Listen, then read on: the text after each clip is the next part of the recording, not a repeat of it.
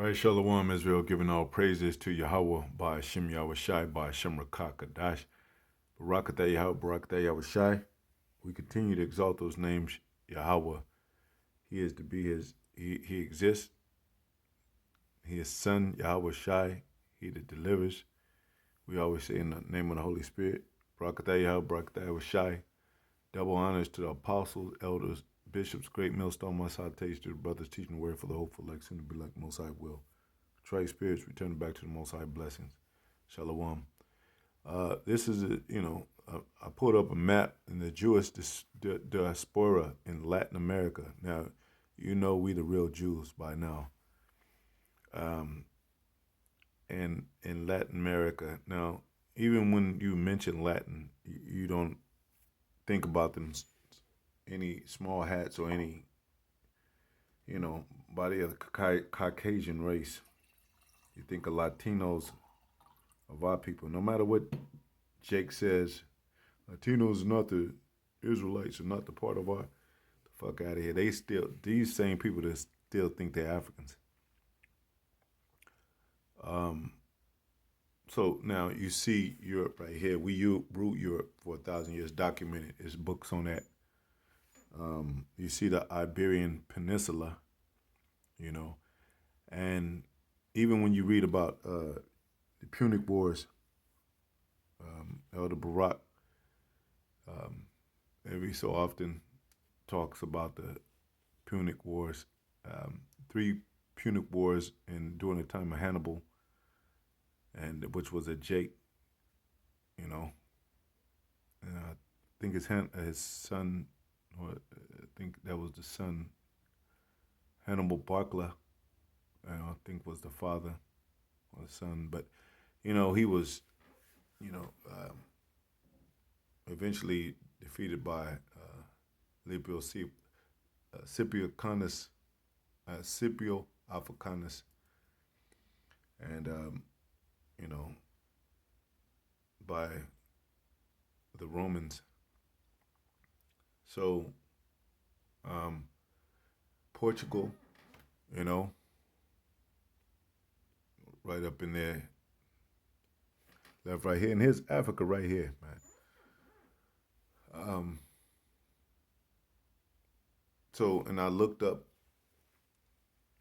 and we're living in the times of the last leg of Rome, and like a lot of, I looked it up, a lot of words that people think are English, and English goes back to England. We ruled England too. England is the land of it means the land of the angels. Ing, and then land of angels. Ing is from angels. So, like I said, this broken down, watered down English is not the real English anyway. So when somebody says speak proper English, they're not really talking about. I mean, they are in their mind, but if they knew truth about the real English, they wouldn't. They'd be saying otherwise. But I looked up some words that it says English words that are actually Spanish. Cafeteria originated from the Latin American Spanish word cafeteria, which means coffee shop. Means coffee shop. Patio, they probably say a different way, patio. Directly from the Spanish word patio, which means courtyard. And just to let you know, these Spanish word, same as cafeteria, Spanish. So we're really speaking Spanish words, a form of Latin over here in America, and like they did in Rome. Burrito, anything with two R's, that's Spanish. Little donkey, burrito. And I think that's how you roll the R's, burrito. I learned a little Spanish in LA. Fiesta, my house at my house on Friday, fiesta is festival. You know, festival, fiesta. Think mosquito, wrench, alligator comes from that. El lagato, el lagato, which means lizard. Avocado, corral, means refers to a pen or a farmyard enclosure, like Golden Corral, corral. And it said those two R's right there, corral. Hopefully, I'm rusty on the Spanish, man. Taco, Spanish meaning type of tree. Barracudas, there go that the word barracudas, fish. Canyon, embargo, embargo. It doesn't have the double R, but it's embargo.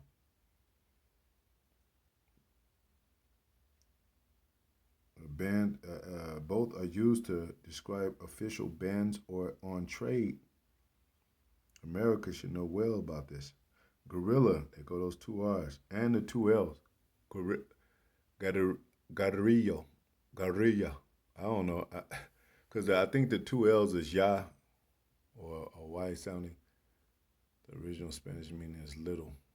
Gorilla, guerrilla, guerrilla. Like Garo, Guerra, Lasso, a bow, a knot or tie, like a lasso, but it's lasso, two S's. Tornado, tornado, which is a violent and fast spinning column of wind that reaches, that's a Spanish word we have all the time here. This is tornado season, tornado season. Vanilla, there go the two L's, and so forth. A lot of the language over here. So this is modern day Rome. This is we still speaking a lot of Latin over here. Vainilla, like a pollo, like it got two L's in it. Pollo got two L's in it, but you pronounce it pollo. Means chicken. So a lot of them breeze, macho, adios, adios amigo, stampede, and all that. So these people think America be thinking they got their own shit, man. Let me see something right quick.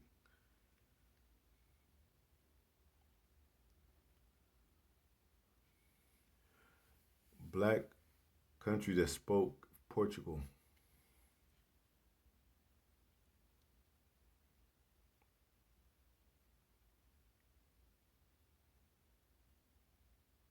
Africanos de língua português.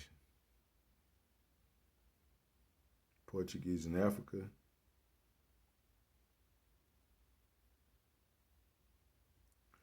And that's southwest, west, still west.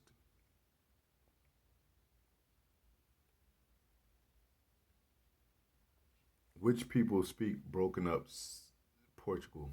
I don't think I asked it right.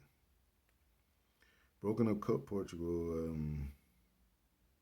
I wanted to. Let me see. What are they called? Damn it, I can't think of it. It's slipping my mind. Creole. Do Creole speak Portuguese? Yes, some Creole languages are based on or heavily influenced by Portuguese, but they are distinct languages with their own grammar and vocabulary. So, and our people, dark skin to light skin, spoke Spanish, Portuguese. You know, along the Iberian Peninsula, Iber comes from it's the Hebrew word abar, which comes from the past. That's our people.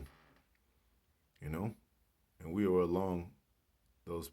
You know, a lot of those peninsulas. Um,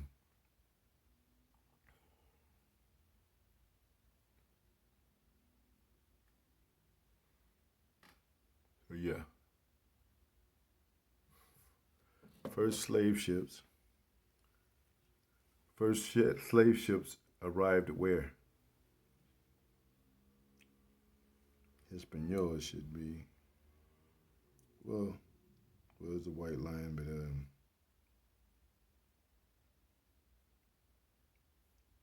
people. Both ships had captured their enslaved people from a Spanish slave ship, the San Juan Bautista. Let me see. Slaves in Hispaniola.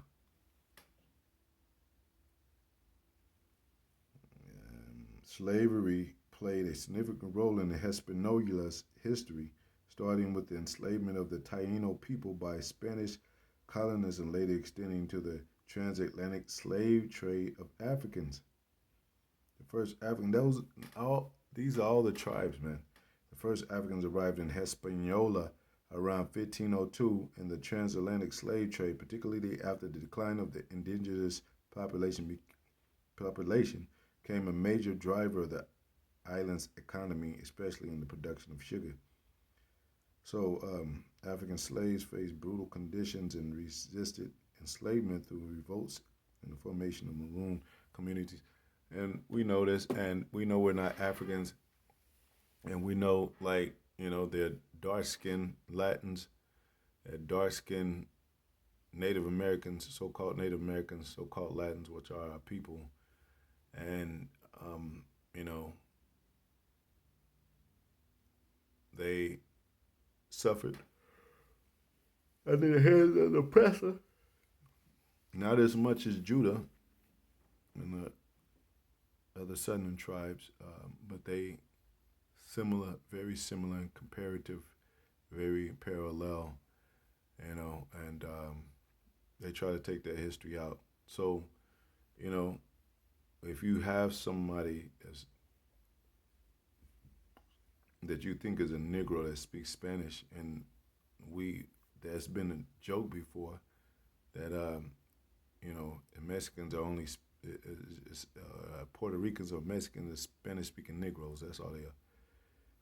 And a lot of them don't want to claim that because they want to hold their own identity. Of course, when you're meeting that level of oppression, you want some kind of identity for yourself, especially when you have conflict with um, another group that you entangle with, you know, and so to speak, tied with because of land and territory and even family engagement, family marriages, because we're the same people. And then you have it's a history of us, man. The separation of the two kingdoms, southern, northern, and even the sons of Solomon, Jeroboam, Rehoboam, and you know, and conflict, even over here in America, and it tells you that the two kingdoms should be oppressed together, but Most High should make us come together, make us one stick. So, yeah, we are scattered, and we are entered into those stereotypes even among each other about dark skin, light skin, about speak Spanish or not, because it's a lot of so-called Mexicans, so-called Puerto Ricans that grew up over here in the land of America that don't speak English. I mean, don't speak Spanish or Latin as well as their parents, because they were born actually in those countries. They're kind of looked down upon, a little bit, as well as maybe playing a factor with other uh, points to where they might have darker skin or more coarse hair. But that doesn't take away from the fact that we're all the same. Doesn't take the fact away from the fact that we're all family. Even Esau, he has. There's more caveman like Esau's, and there are more elite kind of Esau's. There's more red. There's more pinkish Esau's. You know what I'm saying? There's more, So, but the point is that you know, it's ultimately by the Spirit, but we damn sure make it known, informational that our people were in these places, and they took upon names and bywords and you know uh, what do you call them, proverbs and other things that don't even really pertain to us, man. You know, but we all scattered, like it says, all through the scriptures, scattered, and these are the places we're scattered from. From besieging of Jerusalem, fleeing into west coast of Africa, and and to the Americas, Latin America, North America, you know, the Americas, and so we're all over the place basically. But these are some of the core places that we're in now, and so that lets this is a whole big ball of how the Most High made it and orchestrated to where this fits into prophecy, because we're in Rome all over again, and it also says Spanish is the language of romance, and we are the people of romance. And if you read about Romeo and Juliet, they were considered romantic in a romantic relationship. That come from us because they were so called Negroes. If you really read the story, and also our people of Latin America, um, Spanish speaking Negroes, so to speak, all coming from the waters of Judah. We are the people of romance. We were people of Rome, you know, and it's Rome all over again, and we still have heavy influence with the language over here, you know, even though they don't call it. A lot of times they don't call it Latin this, they don't call it Spanish this. Well, even in in California and Texas, and it's heavy population, with Spanish and New York, and all really everywhere around. That's why if you speak bilingual, you're on top of the game. You can get hired anywhere. So Spanish is a derivative. Let me see. I'm twisting. I'm getting my words twisted. Spanish is a derivative of Latin. It says the language known today. Yes, Spanish is a derivative of Latin, especially Vulgar Latin. It evolved from the common spoken language, Latin, used in the Iberian Peninsula, which eventually became Castilian Spanish.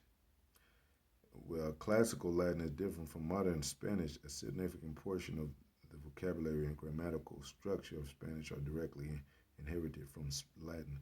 And then, like I told you, even the English, because we are, rolling all over there, and going back to the Moors, Spain with the Moors and all that. So I just let you know, this is a little information, but let you know that, we're in Rome again, and the way, how the apostles and prophets are speaking in volumes of, documentations and proofs that we are the same people, and that this is modern day Rome again.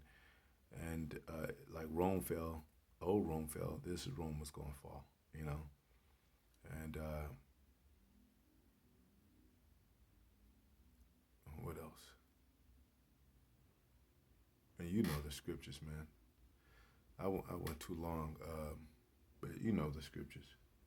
You know, you can go to, I think it's James 1:1 that we were scattered and abroad 12 tribes. You know, you could read about Jeroboam and Rehoboam. You could read Second Kings 17 and 18. You could read about the division. You could read about the bones, the whole house. Can these bones live? This is the whole house of Israel. Two kingdoms should become one. You know, one stick and for Judah and his companions, another stick for Ephraim and his companions. That's what we have out there on the sign. So when anybody, including, you know, the Latin and the so-called Hispanics, when they pass and they'll see, you know, because pretty much everybody in America speaks English as well as if they can speak Spanish. So when they see the sign, if they see Mexican, any of the northern tribe, they're going to be like, what does that mean? And it tells you that when you have that sign out there, that stick, Israel will pass by and say, what does thou mean this by these?